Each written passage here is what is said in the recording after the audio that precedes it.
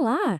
Já parou para pensar como um computador, que no fundo é uma caixa cheia de metal e silício, consegue interagir com a gente e com o mundo? Pois é exatamente isso que a gente vai desvendar hoje falando sobre os componentes que são, basicamente, os sentidos das nossas máquinas.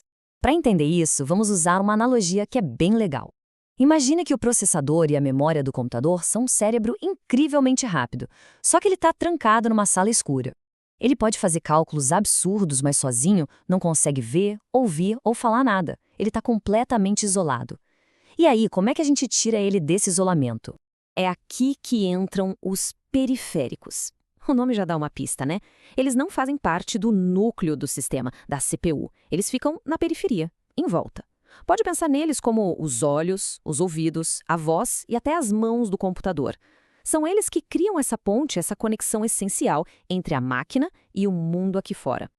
Então, o nosso papo hoje vai ser assim. Primeiro, a gente entende de vez o que é um periférico. Depois, vamos dar uma olhada nos dispositivos de entrada, que é como a gente fala com o computador. Em seguida, os de saída, que é como ele responde pra gente. Aí, a gente conhece os que fazem as duas coisas, os mistos, e para fechar, damos uma olhada em como tudo isso está sempre evoluindo. Bora começar então com os dispositivos de entrada. Pense neles como os sentidos do computador que recebem informações do mundo, sabe?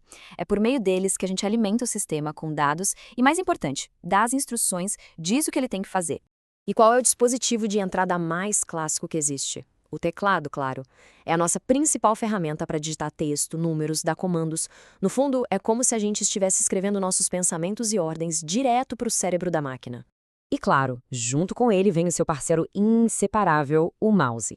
Ele faz uma coisa genial, traduz o movimento da nossa mão naquele cursor ágil na tela, o que permite que a gente navegue nos ambientes gráficos de um jeito super intuitivo. Ele é o nosso guia nesse mundo digital, tornando a interação bem mais direta e fluida. Mas, a conversa não para por aí não. Quer gravar a própria voz? Use o microfone. Precisa passar um documento físico para o computador? Um scanner resolve isso. Capturar fotos e vídeos, uma câmera. E para ter aquela imersão total nos jogos, um joystick. Todas essas são formas diferentes de mandar informações para dentro do sistema. Ok, a gente já deu as nossas instruções para o computador, mas como é que ele responde para a gente? É aí que a história muda e entram em cena os periféricos de saída. A função deles é justamente pegar os dados já processados e transformar em algo que a gente consiga entender. A forma mais óbvia, claro, é o monitor, que é a nossa janela para o que está acontecendo lá dentro do sistema. Depois, temos os alto-falantes e os fones de ouvido, que transformam dados em som, seja música, diálogos de um filme ou notificações. E a impressora, que faz uma espécie de mágica, né? Pega o que é digital e traz para o mundo físico, para o papel. E já que falamos de impressoras, a variedade é bem interessante. As de jato de tinta são ótimas para fotos com cores bem vibrantes. Já as a laser são as campeãs de velocidade, perfeitas para quem imprime muito texto. E as térmicas? Sabe aquele cupom fiscal da loja? Então, são elas que imprimem aquilo usando calor de um jeito super rápido e eficiente. Só que a tecnologia não para quieta, e aquela linha que separava o que era entrada e o que era saída começou a ficar meio borrada. Agora a gente vai falar dos dispositivos híbridos, os mistos. São aqueles que fazem as duas coisas, mandando e recebendo informações numa conversa completa.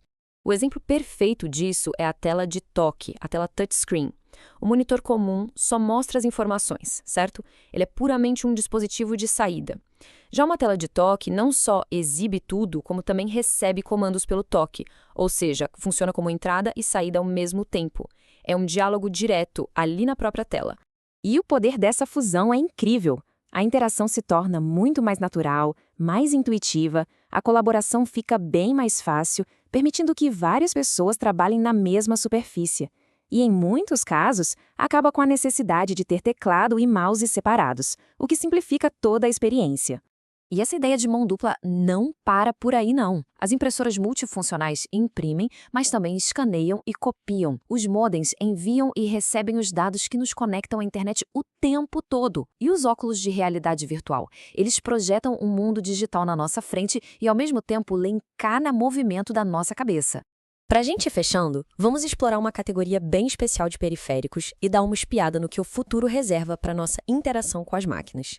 Os dispositivos de armazenamento, como pendrives e HDs externos, são um tipo especial de periférico de mão dupla. A função principal deles é colocar e tirar dados, mas com um objetivo muito claro: guardar essas informações para a gente usar depois. E aqui estão os exemplos que todo mundo conhece e usa para levar arquivos de um lado para o outro. Para guardar um volume enorme de dados, os discos rígidos externos. Para aquela portabilidade do dia a dia, os pendrives.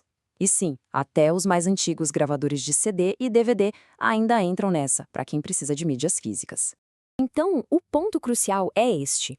Dos comandos que a gente dá com um teclado, passando pelas respostas que a gente vê num monitor, até as conversas de mão dupla com uma tela de toque, toda a nossa experiência com a tecnologia é moldada por esses dispositivos.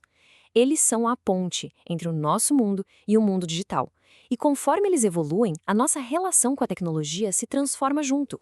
A gente começou com simples teclas e hoje interagimos com mundos virtuais inteiros. Isso deixa uma pergunta no ar para a gente refletir. Se os periféricos de hoje são os nossos sentidos digitais, como vão ser os sentidos das máquinas do futuro? O que será que vem por aí?